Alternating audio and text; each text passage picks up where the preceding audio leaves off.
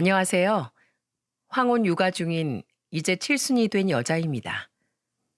열 손가락 깨물어서 안 아픈 손가락 없다지만 그래도 조금 더 아픈 손가락이 있으시죠? 유달리 손이 많이 가고 물가에 내놓은 것처럼 걱정스러운 자식이 있는 것 같아요. 그리고 저한테 늘 근심 걱정하게 만드는 자식은 큰아들이었어요.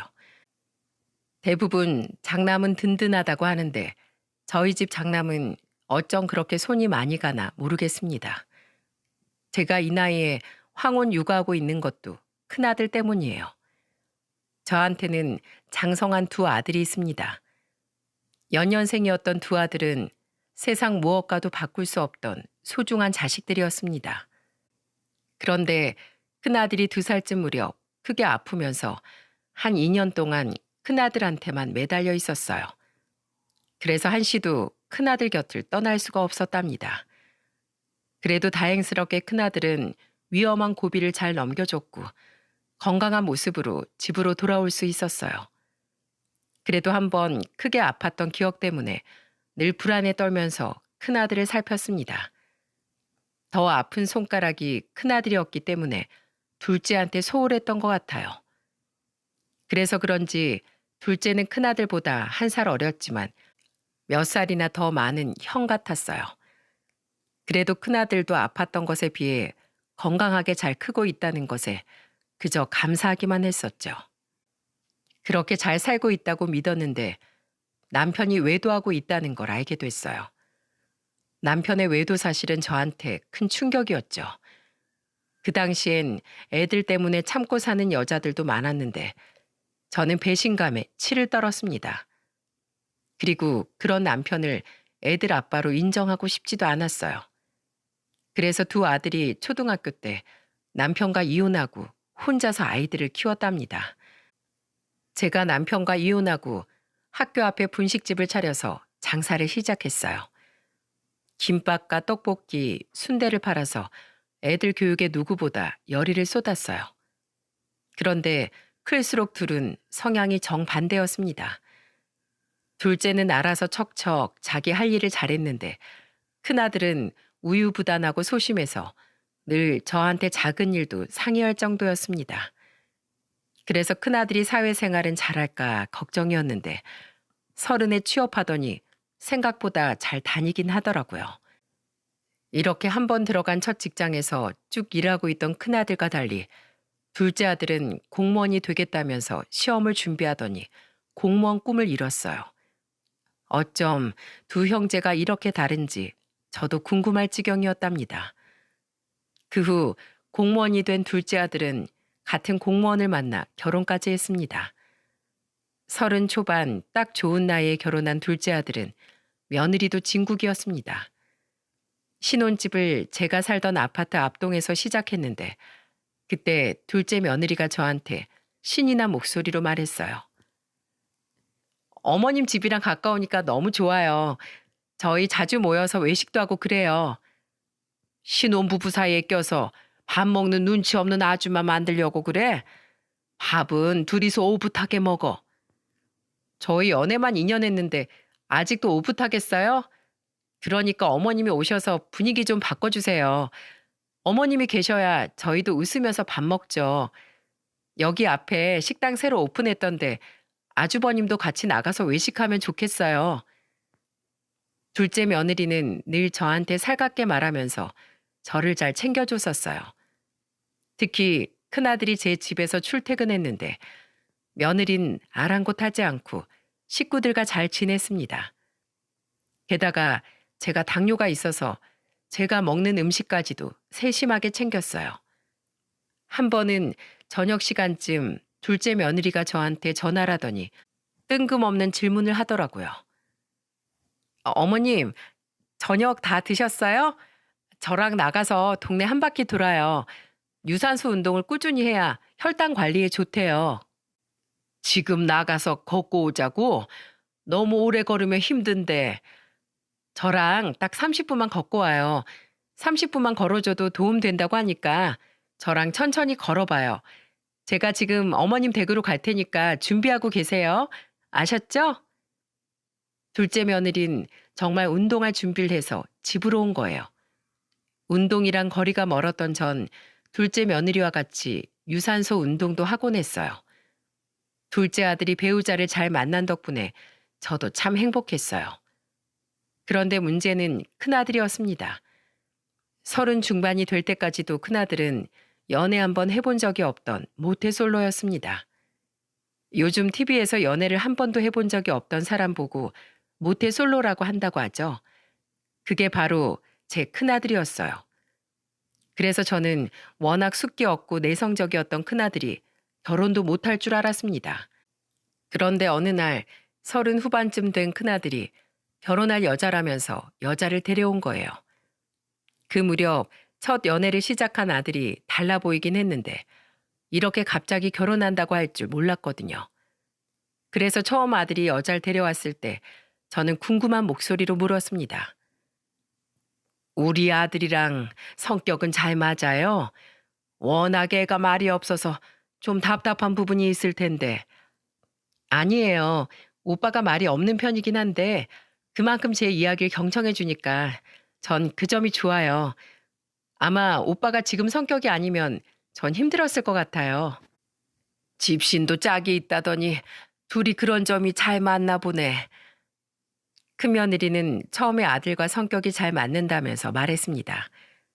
그래서 정말 제대로 된 짝을 만났구나 싶었어요. 그런데 그때 큰며느리가 신중한 목소리로 말했어요. 근데 어머님, 오빠한테 들어보니까 당뇨 증세가 있으시다면서요. 그럼 식단도 신경 쓰셔야 할 텐데 잘 관리하고 계세요? 먹는 것도 신경 좀 써야 하는데 종민이 출근하고 나면 혼자 먹으니까 자꾸 대충 차려 먹게 되네. 반찬이라도 미리 해둬야 하는데 나이가 드니까 만사가 다 귀찮어. 어머님, 그러면 저 오빠랑 결혼하면 여기 들어와서 살까요? 어떠세요? 당뇨는 먹는 게 가장 중요하잖아요. 제가 챙겨드릴게요. 갑자기 저와 같이 살겠다는 며느리의 말에 저는 깜짝 놀랐어요. 보통 요즘 며느리들은 시댁이랑 같은 지역에 있는 것도 싫다고 하지 않습니까? 그런데 큰며느리가 갑자기 저랑 같이 살겠다는 거예요. 그래서 처음엔 어안이 벙벙했지만 나중에 상견례를 하다 보니까 큰며느리가 왜 그런 말을 했는지 알 수 있었습니다. 상견례 자리에서 바깥사돈이 며느리에 대해 이렇게 말했었거든요. 우리 딸이 30 중반이 넘었는데 아직 하는 행동은 애나 다름없습니다. 딸 자식 잘 가르쳐서 보내야 하는데 부족하게 보내는 것 같아서 죄송스럽네요. 아유, 아니에요. 철 들고 태어나는 사람이 어딨어요. 살면서 다 배우는 거죠. 박가사도는 계속해서 큰며느리를 걱정하듯 말했어요. 그래서 그때 전 딸 시집 보내면서 사돈 부부가 겸손하다는 생각까지 하기도 했습니다. 그런데 이건 모두 저의 착각이었던 거예요. 박가사돈이 딸을 철부지라고 할 정도면 얼마나 철이 없을지 그때 의심을 했어야 됐던 겁니다. 저는 25평짜리 아파트에 살고 있었는데 안방은 제가 쓰고 다른 방은 큰아들 부부가 쓰기로 했었죠. 처음엔 큰며느리도 살림을 해보려고 노력을 하긴 했었어요. 특히 제가 밥을 하고 있으면 옆에서 콩을 가져와 절 보며 말했습니다. 어머님, 당뇨 환자는 콩밥을 먹는 게 더 몸에 좋대요. 흰 쌀밥만 먹으면 혈당이 올라가는데 콩밥으로 먹으면 콩이 당 흡수를 조절해 준대요. 큰며느리는 당뇨에 도움이 되는 음식을 검색해서 절 챙겨주기도 했어요. 그런데 이것도 다 잠시였답니다. 시어머니 모시고 살겠다는 말에 큰며느리가 기특해 보인 것도 정말 잠시였어요. 어쩜 그렇게 술을 매일같이 마셔대는지 술 냄새에 이골이 날 지경이었습니다. 이것도 처음엔 회사에서 회식이었다고 하니까 참아보려고 했어요. 그러다 한 번은 얘가 대체 몇 시에 들어오나 거실에 앉아서 기다렸죠. 큰아들은 제가 혹시나 며느리한테 화낼까봐 전전긍긍하면서 기다리더군요. 그렇게 새벽이 됐을 때 문이 열렸고 며느리는 신발도 다 못 벗고 신발장에 그대로 뻗어버렸어요. 아들 키우면서도 본 적 없던 술 취한 모습에 정말 기가 막혔습니다. 그때 화가 나서 뻗어버린 며느리를 흔들어 깨우며 소리쳤죠. 예, 넌 여기가 어디라고 들어눕는 거야? 입 돌아가. 당장 방으로 못 들어가? 아, 뭐야. 머리 아프게 누가 소리 질러? 술에 취하면 부모도 못 알아본다더니 며느리는 얼마나 취했는지 시어머니도 못 알아봤어요. 그런데 더 황당한 건 큰아들이었습니다. 잔뜩 취해서 인사불성인 큰며느리를 부축하면서 저한테 낮은 목소리로 말하는 거예요. 엄마, 이 사람 바로 자야 되니까 조용히 좀 해주세요. 머리 아프다잖아요. 뭐? 술에 떡이 돼서 시어머니도 못 알아보는데 지금 내가 조용하게 생겼어? 넌 이 꼴을 보고 화도 안 나? 회식이었잖아요. 회식도 사회생활인데 이해를 해줘야죠. 큰아들은 혹시나 큰며느리가 깰까봐 조용히 목소리까지 낮추면서 말했어요. 그 꼴을 보는데 어찌나 속이 답답했는지 모릅니다. 가만 보니까 제 아들은 큰며느리가 좋아 죽겠는지 아주 공주님 모시듯 사는 것 같았어요. 큰며느리가 키도 165에 예쁘장한 외모였는데 그래서 그런지 큰아들이 아주 사족을 못 쓰는 겁니다. 심지어 다음날 새벽같이 일어나 국을 끓이고 있길래 나가보니까 콩나물국을 끓이고 있는 거예요. 설마 하는 마음에 큰아들한테 전 의아한 목소리로 물었습니다. 너 설마 그 국 네 마누라 주려고 끓이는 거야? 아, 그게 출근해야 되는데 어제 과음해서 속 쓰릴까 봐서요. 정말 제 아들이지만 답답한 마음에 뒤통수까지 후려치고 싶은 마음이었어요. 어디서 저런 미련 곰탱이 같은 게 자식이라고 나왔는지 기가 막혔습니다. 큰아들이 이런 식인데 큰며느리가 반성이라는 걸 했겠습니까? 엉망이 된 몰골로 나오더니 식탁에 앉으면서 큰아들한테 말하더군요. 여보, 나 물 좀 줘. 물? 잠깐만. 여기. 제 눈으로 보고도 그 광경이 믿기지 않았습니다. 완전히 큰며느리가 제 아들을 종부리듯이 부리는 거 아닙니까? 큰아들이 너무 좋아하니까 자처해서 했다고 쳐도 시어머니가 있는데 어떻게 대놓고 저런 행동을 할 수 있는 건지 이해가 안 가더라고요. 그래서 저는 보다 못해 큰며느리를 보면서 소리쳤습니다. 예, 넌 아직도 술이 덜 깬 거야? 어머님 죄송해요. 제가 어제 너무 취해서 오늘만 봐주세요. 오늘만 봐줘? 너 이번이 처음도 아니잖아. 내가 그동안 참아준 게 어디 한두 번인 줄 알아? 술이 떡이 돼서 들어오는 것도 모자라 이제 남편을 아주 종부리듯 부리네. 너희 둘 다 그렇게 막 살 거면 그냥 짐 싸서 나가. 제가 화가 난 목소리로 단호하게 말하니까 며느리는 그제야 깜짝 놀라더니 정신을 차린 듯 보였습니다. 그러더니 저한테 미안한 목소리로 말하더군요. 어머님, 죄송해요. 제가 적응이 되니까 너무 편하게 생각했나 봐요. 앞으로 정말 조심할게요. 편한 사이일수록 더 예의 지키고 지내야지. 우리가 아무리 합가를 하고 같이 지내도 엄연히 내가 시어머니인데 지킬 건 지켜야 할 거 아니야. 그래, 안 그래? 네, 어머니 말씀이 다 맞아요. 제가 너무 경솔했습니다. 앞으로는 조심할게요. 그때 며느리는 조심하겠다면서 고개를 조아리며 사과했습니다. 저도 정말 참다 못해 터진 말이었어요. 출근하는 며느리 붙들고 저라고 그런 소리 하고 싶었겠습니까? 그래도 그렇게 따끔하게 한마디 하니까 한동안은 조용했어요. 하지만 역시나 큰며느리는 여전히 그놈의 술 때문에 난리였습니다. 무슨 술에 원수라도 지었는지 끝장 보도록 마시는 거예요. 술만 마셨다 하면 한밤중에 들어오니까 저는 그냥 포기하고 잠에 들었을 때였습니다. 새벽에 앓는 소리가 들리길래 밖으로 나와봤더니 글쎄 며느리가 화장실에서 토를 하다가 바닥에 쓰러져 있는 거예요. 코를 찌르는 악취가 진동하니까 짜증이 확 나더라고요. 그래서 화장실에 쓰러져 있는 큰며느리를 보면서 소리를 빽 질렀어요. 너 당장 못 일어나? 그 새벽에 소리를 지르니까 며느리를 기다리다 거실에서 잠든 큰아들까지 깜짝 놀라서 깨더라고요. 그리고 화장실 바닥에 널브러져 있던 큰며느리는 그제야 벌떡 일어나더군요. 그러면서 절 보고 뚱딴지 같은 소리를 내뱉었습니다. 음, 어, 어머님이 여기는 어쩐 일이세요? 여기 내 집인데 내가 있는 게 그렇게 귀신 본 것처럼 놀랄 일이냐? 네? 집이요? 지금 여기가, 어머, 저 집에 잘 들어왔었네요. 대체 술을 얼마나 마셨으면 집인지 밖인지 구분도 못합니까?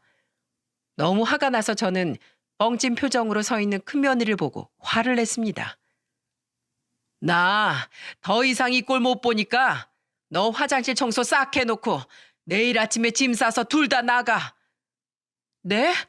어머님, 저희가 어딜 가요? 길에서 자던지 아니면 네가 좋아하는 술 끌어안고 살던지 알아서 하고 이제 그건 내 알 바 아니니까 당장 나가. 정말 너무 화가 나서 더 이상 두고 볼 수가 없었어요.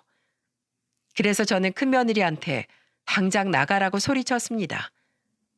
그러자 큰아들이 안절부절하면서 중재해 보려고 했지만 그때는 아들이고 뭐고 더 이상 참을 수가 없었어요.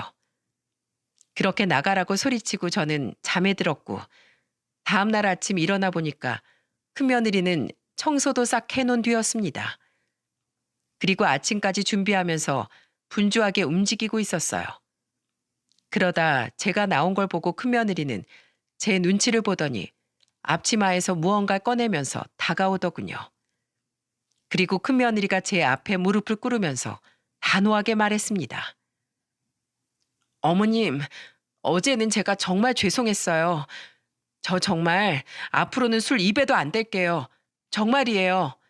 그리고 이건 제 진심이 담긴 각서예요. 다시는 안 그러겠다는 말을 내가 몇 번이나 듣니? 정말이에요. 저 진짜 술 안 마실 거예요. 제가 각서에 다 썼어요. 큰며느리의 말에 저는 각서를 펼쳐봤어요. 큰며느리는 어제 일이 정말 죄송했는지 종이 한 장을 꽉 채울 만큼 각서를 썼더군요. 그 중에 일부는 이런 내용이었습니다. 술을 또 마신다면 저는 집에 들어오지 않겠다는 생각으로 마시겠습니다. 또 마시고 행패를 부리면 저는 사람이 아니라 개입니다. 어머님과의 약속을 어기면 저는 동서한테 형님이라고 하겠습니다. 각서를 보니까 큰며느리가 정말 술을 끊겠다고 다짐한 것 같았어요. 왜 그랬냐면 동서한테 형님이라고 하겠다고 한 걸 보니까 정말 이번엔 마음 단단히 먹었구나 싶었거든요. 큰며느리와 둘째 며느리는 서로 동갑이었는데 나이가 다른 형제를 만나다 보니 동서 형님 하면서 지냈던 겁니다. 둘이 동갑이라서 그런지 사사건건 묘한 신경전이 있었어요. 심지어 제가 살던 집 앞동에 살던 둘째 며느리가 저랑 운동이라도 같이 하려고 오면 큰며느리가 괜한 소리를 하기도 했습니다. 한 번은 둘째 며느리가 청바지 밑단을 접은 채 집으로 왔었어요. 그런데 그걸 본 큰며느리가 비아냥거리면서 말하기 시작했어요. 동서는 다리가 짧아서 청바지도 접어 입네. 근데 청바지 접어 입으니까 다리가 더 짧아 보이는데 그냥 수선해서 입지 왜 접어 입는 거야? 자존심 상해서 바지 밑단 잘라 입는 건 싫어? 무슨 바지 입는데 자존심까지 나와. 난 그냥 입는 건데? 나 좀 봐. 청바지는 나처럼 다리 긴 애들이 입는 거라니까? 시원시원하잖아. 그치? 알아서 입어. 무슨 바지 가지고 별소리를 다 하네. 뭐? 별소리? 넌 손윗 사람한테 하는 말버릇이 그게 뭐야? 내가 엄연히 형님이잖아. 윗물이 맑아야 아랫물이 맑지. 그런 형님은 절 동서 대접해준 적이 있나? 두 며느리가 만나기만 하면 앙숙처럼 서로 못 잡아먹어 안달이었던 겁니다. 거의 큰며느리가 일방적으로 둘째 며느리 무시하는 것도 있었어요. 그래서 그때도 제가 두 사람을 말리고서야 끝이 났었답니다. 아무래도 둘이 동갑이다 보니까 큰며느리는 둘째 며느리를 많이 의식하는 것 같았어요. 둘째 며느리는 자기 명의로 된 아파트가 있어서 그런지 그런 것도 큰며느리한텐 거슬렸던 겁니다. 이런 작은 것들 하나하나가 쌓이다 보니 큰며느리는 넘지 말아야 할 선을 넘기도 했어요. 그때 명절이라고 다 같이 모여 있었는데 둘째 며느리가 저한테 용돈을 건네면서 미안한 목소리로 말했던 적이 있었습니다. 어머님, 이거 약소하지만 용돈이에요. 잘 챙겨드려야 하는데 죄송해요. 아유, 뭘 이런 걸 다 준비했어. 애들 키우기도 빠듯할 텐데. 그래도 할 도린 해야죠. 마음은 잘 챙겨드리고 싶은데 잘 못 챙겨드려서 죄송해요. 고맙다. 난 정말 네가 있어서 얼마나 든든한지 몰라. 둘째 며느린 항상 저를 세심하게 살펴주면서 늘 미안해했어요. 그렇게까지 안 해도 된다고 해도 늘 살뜰하게 챙겨주던 며느리였답니다. 이렇게 예쁜 행동만 하는 며느리한테 당연히 좋은 소리가 먼저 나가지 않겠습니까? 그런데 이걸 본 큰며느리는 제가 며느리를 차별한다고 생각했었어요. 그래서 그때도 괜히 비아냥거리면서 둘째 며느리한테 이런 소리를 하는 거예요. 공무원 월급 뻔한 거 아는데 뭘 그런 말을 해. 박봉 월급으로 어머님 용돈 챙겨드리면 벼룩에 간을 내먹는 거잖아. 그렇게 돈 쓰면 한동안 손가락 빨고 살아야겠네. 걱정 마. 월급 들어온다고 다 써버리는 것도 아니고 그 정도 여윳돈은 다 두고 쓰니까 생활비도 안 내고 어머님 댁에 사는 형님보다 내가 나은 것 같은데요? 뭐? 나도 용돈 드리고 있거든? 큰며느리는 전곡을 찔린 듯 화들짝 놀라면서 말하는 거예요. 그래서 저는 기가 막힌 듯 말했습니다. 큰애야, 넌 본전도 못 찾을 소리를 왜 하니? 용돈을 자주 주는 것도 아닌데 너야말로 월급은 제대로 모으고 있는 거냐? 벌써 나랑 산 지도 2년째인데 돈은 좀 모았어? 그럼요. 저도 잘 모으고 있어요. 제가 임신 중이라 요즘엔 병원비가 많이 나가서 그렇지 그동안 잘 모았어요. 제가 돈은 모으고 있냐고 묻자 큰며느리는 기어 들어가는 목소리로 모으고 있다고 하는 거예요. 딱 봐도 돈이 줄줄 새고 있는 것 같았는데 큰아들은 그런 큰며느리를 두둔하면서 말했습니다. 이 사람도 살림 잘하고 있어요. 왜 자꾸 며느리끼리 비교를 하세요? 내가? 시작은 큰애가 했어. 그래도 자꾸 그렇게 말하시면 이 사람도 속상하죠. 지금 임신 중인 사람한테 너무하세요. 저는 큰아들 말에 정말 황당했습니다. 그 당시에 큰며느리가 임신 중이었는데 그때 정말 공주님이 따로 없었어요. 안 그래도 큰아들은 며느리 말이라면 껌뻑 죽는데 임신까지 하니까 아주 납작 엎드려서 모시고 지내는 겁니다. 이거야 남편들이 할 수 있는 행동이라고 쳐도 큰며느리가 자꾸 둘째 며느리한테 딴지를 거는 건 아니라는 생각이 들었어요. 그래서 중간에서 그걸 말리려다 보니까 제가 괜히 둘째 며느리를 감싸는 것처럼 보였던 겁니다. 이런 상황이 계속 쌓이다 보니 점점 큰며느리랑 같이 지내는 게 불편해져만 갔어요. 그래도 임신한 며느리한테 당장 집구해서 나가라고 할 수도 없는 노릇 아닙니까? 그래서 둘째 며느리와 둘째 손자들과 동네 한 바퀴 돌면서 스트레스 풀면서 지냈었어요. 그때가 마스크 시국이라 실내 어디 갈 곳도 없었고 아이들도 야외에서 노는 게 더 좋으니까 둘째 며느리가 운동 삼아 저와 같이 자주 걸었거든요. 그리고 그 시국에 큰며느리가 출산했었는데 시국이 시국이다 보니까 산후조리원은 오로지 남편만 면회가 가능했어요. 그래서 챙겨주고 싶어도 그저 큰아들 통해서 챙겨줄 수밖에 없었죠. 사돈 부부도 면회를 못 갈 정도인데 제가 갈 수 있었겠습니까? 그래서 집에 오면 잘해줘야겠다 싶어서 그저 전화만 할 뿐이었어요. 그런데 큰며느리가 아이를 낳고 집에 오자 안 좋던 사이가 더 심하게 틀어지기 시작한 겁니다. 그래도 전 아이를 낳고 오면 좀 괜찮아질 줄 알았어요. 하지만 그때 제가 며느리 힘들까봐 손녀딸 좀 대신 안아주려고 하면 큰며느리는 기겁을 하면서 소리쳤습니다. 어머님, 손 씻으셨어요? 갓 태어난 애들 면역력이 얼마나 약한데 그러세요. 무슨 말을 그렇게 하니 넌. 어머님이 큰아들 어렸을 때 크게 아팠다고 하셨잖아요. 얘도 그렇게 아프면 어떡하려고 그러세요. 제발 조심 좀 해주세요. 저는 큰며느리의 말에 정말 당황스러웠어요. 그런데 꼭 옆에서 한술 더 뜨는 사람이 큰아들이었어요. 꼭 큰며느리 편을 들어주면서 저를 나무라듯 말하는 겁니다. 나도 어릴 때 아팠으니까 우리 딸도 약하게 태어났을까 봐 걱정돼서 그런 거니까 엄마가 이해 좀 해주세요. 큰아들 말에 황당해서 말도 안 나오더라고요. 큰며느리가 육아휴직을 내고 육아로 바쁠 때라 괜히 화도 못 내겠는 거예요. 그런데 그때 볼 일이 있어서 집에 잠깐 들렸던 둘째 아들이 그 상황을 다 보고야 말았어요.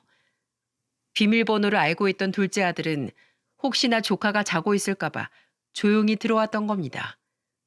결국 그 상황을 전부 목격한 둘째 아들은 큰아들한테 화를 내며 말했어요. 형이 어떻게 엄마한테 그럴 수 있어? 엄마가 뭐 병균이야? 너 언제 들어왔어? 엄마한테 그럴 거면 이 집에서 형이 나가. 엄마가 손만 대도 아플 애였으면 무균실에서 지내야지. 왜 집으로 데리고 온 건데? 그냥 난 걱정되니까 그런 거지. 알았어. 앞으로 안 그럴 거니까 진정해. 형수님도 그러는 거 아니에요. 같이 살아도 지킬 건 지켜야죠. 야, 너 형수한테 왜 그래? 할 말 있으면 나한테 해. 내가 그러자고 한 거니까. 진짜 형 왜 그러고 살아? 다음에 또 이러면 내가 안 참을 거야. 알겠어? 저는 그때 둘째 아들의 말에 눈물까지 맺혔어요. 큰아들은 그 와중에도 큰며느리를 감싸느라 바빴고 큰며느리는 둘째 아들이 호통을 치는데도 입을 꾹 다물고 있는 겁니다. 그 상황을 수습한 건 큰아들이었어요. 제 아들인데도 어디서 저런 게 나왔나 싶었다니까요. 정말 어린 소녀만 아니었으면 당장 나가라고 내쫓았을 겁니다. 핏덩이 같은 애를 안고 이사하다 애라도 아프면 제가 마음이 안 좋을 것 같았거든요. 그래서 손녀를 보고 겨우 참고 살았는데 얼마 안 가서 이런 저의 인내심도 폭발하는 사건이 생긴 겁니다. 마스크 시국이었던 그때 하필이면 제가 지독한 감기에 걸렸던 거죠. 검사를 받고 기다려보니 다행히 그냥 지독한 감기라 다행이다 싶었어요. 그런데 유독 그때 감기가 기침이 심하게 나더라고요. 우리 애들한테 피해가 갈까봐 입을 틀어막고 기침하거나 안방으로 가서 기침하곤 했었어요. 그런데 기침은 참아도 재채기를 참을 수 있었겠습니까? 한 번은 약 먹으려고 죽을 먹다가 재채기가 갑자기 나온 거예요.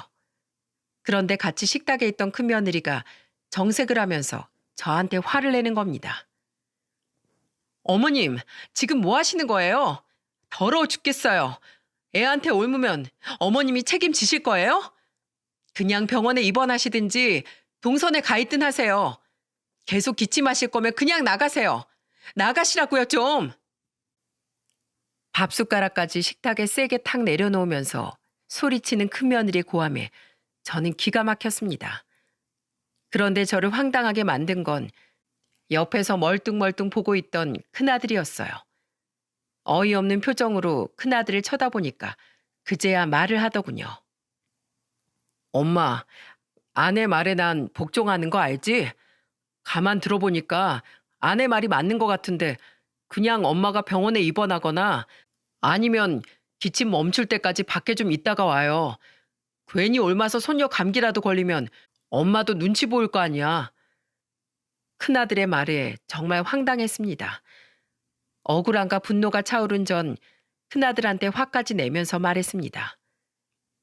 이 애끼 이놈들아, 너희가 사람이야?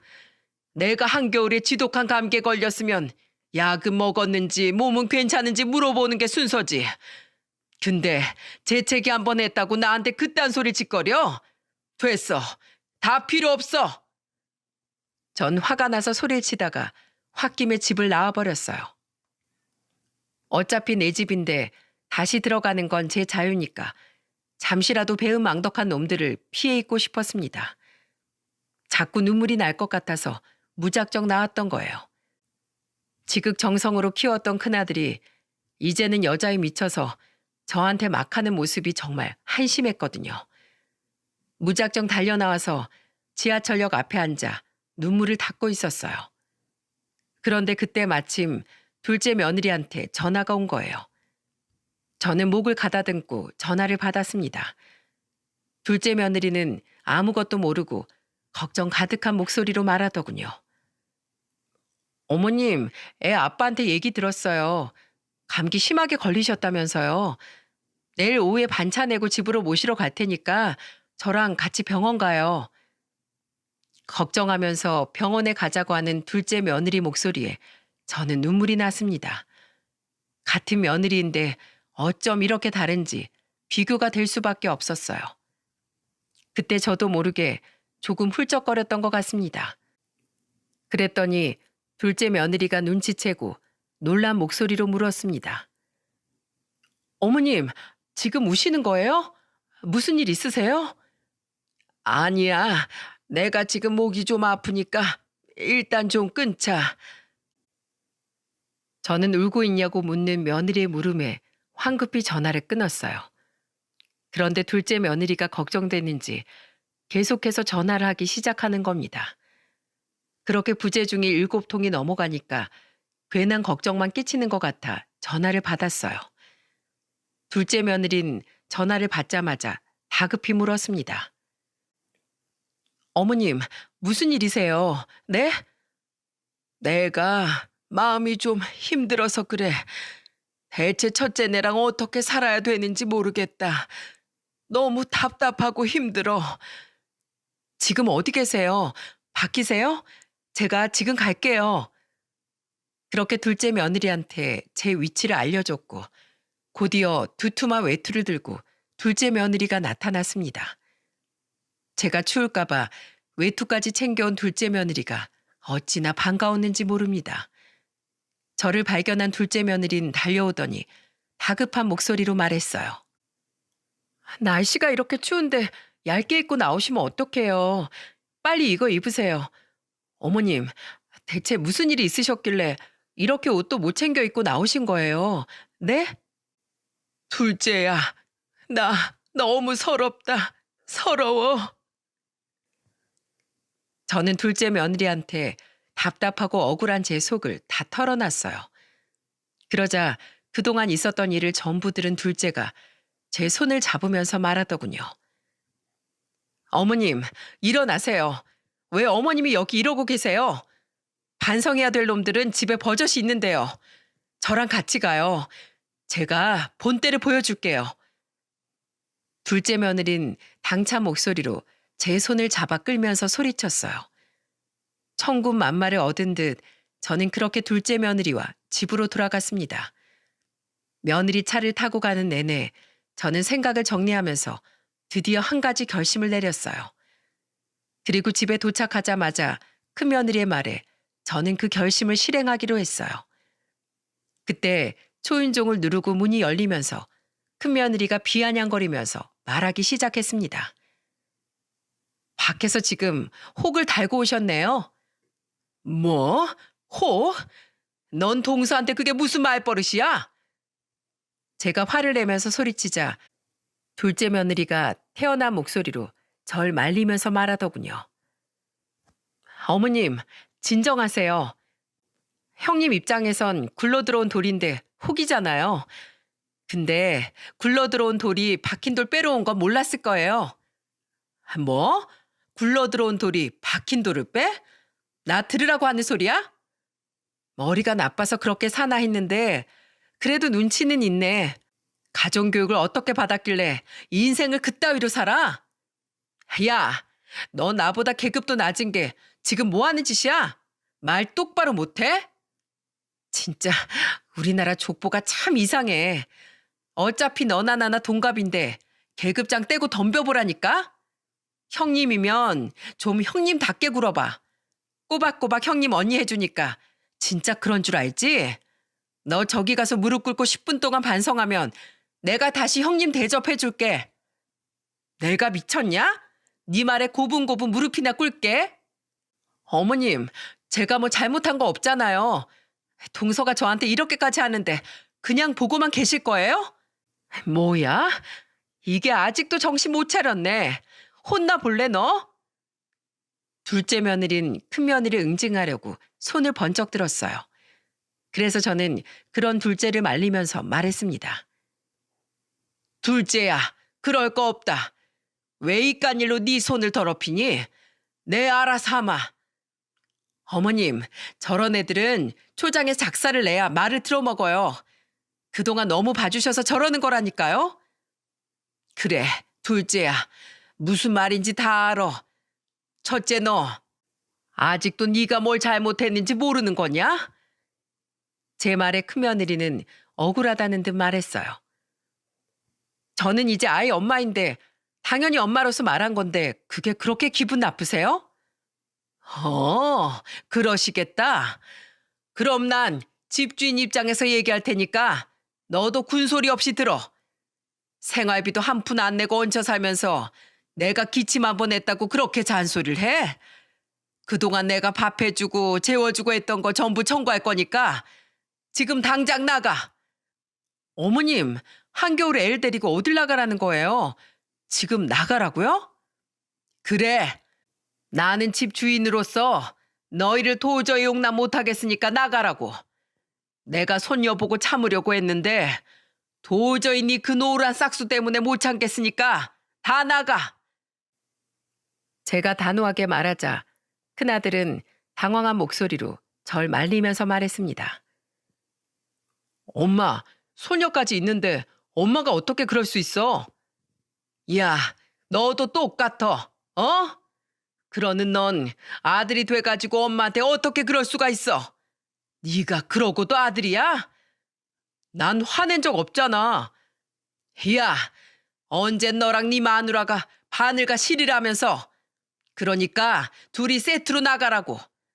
내가 우리 손녀 봐서 참았는데 이젠 나도 못 참아. 얘 둘째야. 빨리 얘네들 간단한 짐만 싸서 내보내자. 그러자 둘째 며느리가 기다렸다는 듯 신이 난 목소리로 말했어요. 네, 어머님, 명 받들겠습니다. 둘째 며느리가 짐을 싸기 시작하니까 큰 며느리는 다급한 목소리로 매달리면서 물었습니다. 어머님, 진짜예요? 네? 그래, 나가라니까. 당장 나가. 지금 어떻게 나가요? 전 절대 못 나가요. 네가 버티면 내가 뭐 못할 것 같아? 그때 저는 둘째 며느리가 싸던 짐을 밖으로 던지고 둘이 같이 큰아들과 큰며느리를 실랑이 끝에 쫓아낼 수 있었어요. 둘째 며느리가 없었으면 혼자서는 절대 못했을 겁니다. 그렇게 큰아들 부부를 몰아낸 전 속이 다 시원했어요. 하지만 손녀 생각에 마음이 불편해졌습니다. 그때 둘째 며느리가 저한테 단호한 목소리로 말했습니다. 어머님, 그렇게 자기 딸 끔찍하게 아끼는 사람인데 걱정 마세요. 이것도 다 형님이 딸 챙기다가 벌어진 일이잖아요. 지금 마음 약해지셔서 다시 받아주시면 평생 저렇게 살 사람이에요. 그래, 알았다. 내가 마음 다부지게 먹으마. 저는 그렇게 마음을 다잡고 절대 안 받아주겠다고 다짐했어요. 그런데 제 예상처럼 큰아들은 저한테 전화해서 우는 소리를 퍼붓기 시작하더군요. 엄마, 우리 당장 지금 모아둔 돈도 없는데 이렇게 무작정 쫓아내면 저희 어떻게 살라는 거예요? 지금까지 호의호식하면서 편하게 살 땐 이런 날이 올 줄 몰랐어? 그리고 4년 동안 내 집에서 먹고 자고 한 값으로 5천만 원 준비해라. 그러니까 있을 때 잘했어야지. 엄마, 너무하신 거 아니에요? 지금 너무한 게 누군데 그래? 엄마도 여자고 사람이야. 말 한마디에 웃고 울 수 있는 사람이라고. 난 애 안 키워봤겠어? 네 딸만 할 때 내가 널 얼마나 애지중지 키웠는지 알아? 너한테 너무 실망해서 더 이상 같이 살 자신이 없으니까 니들 알아서 살아. 억울하다고 하소연하는 큰아들한테 저는 그동안 참았던 화를 쏟아냈어요. 그러자 며느리한테 뭐라고 문자가 왔는 줄 아십니까? 어머니, 오늘이 크게 후회되실 거예요. 저도 이제 어머님 안 볼 겁니다. 집이야 제가 구할 수 있어요. 근데 어머님께서 하는 행동은 자식들한테, 이 며느리한테 선전포고한 거나 다름없습니다. 그러니까 보고 살지 맙시다. 이 문자를 보는데 정말 경악을 했어요. 마음 약해져서 잘못 받아줬다간 정말 큰일 날 뻔했던 거예요. 성격만 거지 같은 줄 알았는데 인성마저 안 좋았던 원래 그런 애였던 겁니다. 그 큰아들은 쫓겨난 날 숙박업소에서 지내다가 급하게 집을 구해 살고 있다고 들었어요. 그리고 1년 2개월 정도 그렇게 큰아들과 연락도 없이 지냈네요. 저도 작정하고 쫓아냈던 거라 궁금해하지도 않았습니다. 그런데 어느 날 큰아들이 품에 손녀딸을 안고 나타난 거예요. 수염도 안 깎고 까칠한 얼굴로 나타난 큰아들은 인터폰 너머로 봐도 거지꼴이었어요. 저는 못마땅한 목소리로 물었습니다. 여기가 어디라고 왔어? 애 엄마가 이혼하겠대요. 저보고 그냥 살기 싫다고 나가래요. 뭐야? 그래서 너 지금 이 엄동설 안에 애를 그렇게 안고 온 거야? 우선 들어와서 얘기해. 영하의 날씨였는데 어린아이를 양말도 신기지 않고 서 있는 걸 보고 깜짝 놀랐어요. 그래서 일단 집 안에서 이야기하자고 했던 겁니다. 대체 무슨 일이 있었냐고 물었어요. 그랬더니 큰아들은 울면서 그동안 있던 일을 털어놨습니다. 집에 엄마가 안 계시니까 맨날 술 마시고 외박까지 하는 거예요. 그래서 저도 말로 어르고 달래보다가 결국 뺨을 쳤는데 절 경찰에 신고하더라고요. 집에 왔더니 짐 다 싸놓고 다짜고짜 나가래요. 아이 서류까지 준비해서 저한테 도장이나 찍으래요. 뭐야? 그럼 자기 자식도 내팽개친 거야? 정씨 집안 핏줄 꼴도 보기 싫다고 나보고 데려가래요. 아들의 말에 정말 한숨만 나왔습니다. 그래도 저랑 살 땐 눈치라도 보면서 조심했는데 간섭할 사람이 없으니까 그야말로 고삐 풀린 망아지처럼 살았던 거예요. 그런데 그조차도 저는 큰아들한테 화가 나서 소리쳤습니다. 그래서 이제 와서 엄마 찾는 거야? 네 각시 홀려서 엄마는 보지도 않더니만 힘들 때만 엄마를 찾아와? 저 반성 많이 했어요. 정말 잘못했어요, 엄마. 죄송해요. 난 아직 너에 대한 마음이 풀리지 않았으니까 그냥 가. 그리고 애는 엄마 손에 커야 잘 크는 거야. 그리고 돌아가서 둘이 결판을 짓고 알아서 살아. 저는 또 한 번 큰아들을 매몰차게 쫓아냈어요. 처음엔 볼이 빨갛게 된 소녀가 마음에 걸렸지만 저는 그동안 연락 한 번 없다가 공경에 처하니까 나타난 큰아들을 받아들일 수가 없었습니다. 그래서 매몰차게 보냈는데 3일 뒤에 또 큰아들이 찾아와 빌기 시작하더라고요. 엄마, 제가 이렇게 빌게요. 저는 안 받아주셔도 되니까 우리 수빈이 좀 받아주세요. 그 여자 수민이 안아보지도 않고 아예 신경도 안 쓰고 있어요. 엄마, 너무 죄송해요. 절 많이 사랑해주고 아껴준 어머니 은혜도 몰라본 불효자였어요. 1년 동안 뭐하고 이제야 사죄라는 거야.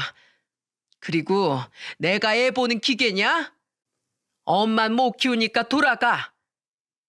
그렇게 두 번째도 매몰차게 보냈어요. 하지만 그때는 정말 손녀가 눈에 밟혀 잠도 설칠 정도였답니다. 그래서 저는 둘째 아들과 며느리를 집으로 오라고 불렀어요. 그때 어린 두 손자랑 왔었는데 그 아이들을 보니까 손녀가 더 눈에 밟혔습니다. 저는 큰아들이 왔었다는 사실을 털어놨어요. 그러자 둘째 아들이 진지한 목소리로 말하더군요. 차라리 잘 됐어요. 그런 여잔 차라리 이혼하는 게 나아요. 애도 버리는 여잔데 더 살면 험한 꼴만 봤을 거예요. 걔가 수빈이 도저히 못 키우겠다고 했다는데 그건 어떡하지? 네 형은 수빈이만 받아달라고 하는데 어떻게 했으면 좋겠니? 그러자 제 이야기를 들은 둘째 며느리가 옆에서 한참 고민하더니 진지한 목소리로 말했습니다. 어머님, 수빈이 귀한 소녀딸이잖아요. 물론 화도 많이 나시겠지만 그래도 애는 잘못이 없잖아요. 지금 가장 사랑이 필요할 나이인데 어쩌겠어요. 그렇다고 가족도 있는데 정말 고아원에 보낼 수는 없는 거고요. 제가 자주 들리면서 같이 돌볼게요. 아니면 제가 키울까요? 됐어. 너도 애들 키워야지. 그래, 너희들 말 잘 알았다. 그렇게 저는 고민을 끝내고 다음날 큰아들을 손녀딸이랑 같이 오라고 불렀어요. 그러자 제 전화에 한 걸음에 달려온 큰아들을 보면서 물었습니다. 너 지금 어디서 살고 있는 거야? 지금 숙박업소에 지내고 있어요. 그 여자랑 같이 있고 싶지도 않고 같이 있으면 싸우기만 하니까 아이한테 좋지 않은 모습 보여주고 싶지도 않아요. 그럼 회사는 어쩌고 애만 보고 있는 거야? 지금 잠시 사정 말하고 휴가 냈어요. 우선 난 널 아직 받아들일 자신이 없다.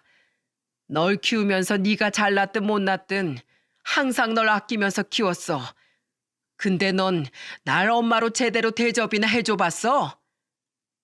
제 말에 큰아들은 눈물 콧물 다 쏟으면서 말하더군요.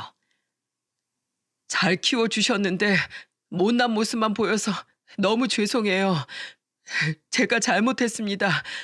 불효자 아들 용서하지 마세요. 그때 큰아들은 한참 동안 눈물을 흘리다 갔습니다. 마음이 안 좋긴 했지만 제가 큰아들을 받아주지 않는 이유는 또 있었어요. 독립해본 적 없던 큰아들이 혼자 살면서 인생이 쉽지 않다는 걸 느끼게 해주고 싶었던 겁니다. 그래서 아들은 그 여자와 이혼하고 원룸에 혼자 살고 있어요. 가끔 큰아들이 저한테 안부 전화할 때가 있는데 여전히 사이는 냉랭합니다. 도저히 좋은 말이 제 입 밖으로 안 나와요. 그리고 손녀딸을 보러 올 때도 아들하고 마주치기 싫어 제가 집을 비운답니다. 이런 생활이 언제까지 지속될지 모르겠지만 큰아들이 제발 철 좀 들었으면 하는 바람이에요. 정말로 인성이 되고 아빠로서 자격이 있다고 생각될 때 아들을 받아들일 생각이지만 지금은 아닌 것 같습니다. 지금 옆에서 천사 같은 얼굴로 자고 있는 손녀 수빈이를 위해서라도 제가 더 마음을 강하게 먹어야 할 것 같습니다. 무엇보다 제 둘째 며느리가 많이 도와주고 있어서 힘들지도 않아요. 오히려 수빈이가 둘째 며느리만 보면 빵긋빵긋 잘 웃을 정도랍니다. 이 사연 채널을 빌려 저는 둘째 며느리한테 고맙다는 말을 꼭 전해주고 싶네요. 아마 둘째 며느리가 없었다면 저는 정말로 많이 외로웠을 것 같아요. 그렇게 큰 며느리와는 인연이 끊겼지만 악연을 빨리 끊어낸 것 같아서 속이 시원하네요. 시청자 여러분들 중에 엄마이신 분들도 많으시겠죠? 자식들 위하는 마음이야 모두가 비슷할 것 같습니다. 하지만 아픈 손가락이라고 좀 더 품었더니 이런 결과가 벌어졌네요. 소중한 자식일수록 강하게 클 수 있게 좀 더 냉정하게 키웠어야 하는 것 같아요. 저는 뒤늦게 알았지만 부디 저와 같은 실수를 하지 않았으면 하는 마음에 이렇게 사연까지 쓰게 됐습니다. 이제 손녀 수빈이를 잘 키우려고 노력하며 살려고 해요. 소중한 제 손녀가 잘 클 수 있도록 여러분들 많은 응원 부탁드립니다. 언젠가 큰아들이 아빠가 될 자격을 갖춰서 돌아온다면 그때는 정말 허심탄회하게 속 이야기를 나눠보고 싶네요. 그날이 올 때까지 더 힘내보겠습니다. 제 사연 들어주셔서 정말 감사드려요. 모두 행복하세요.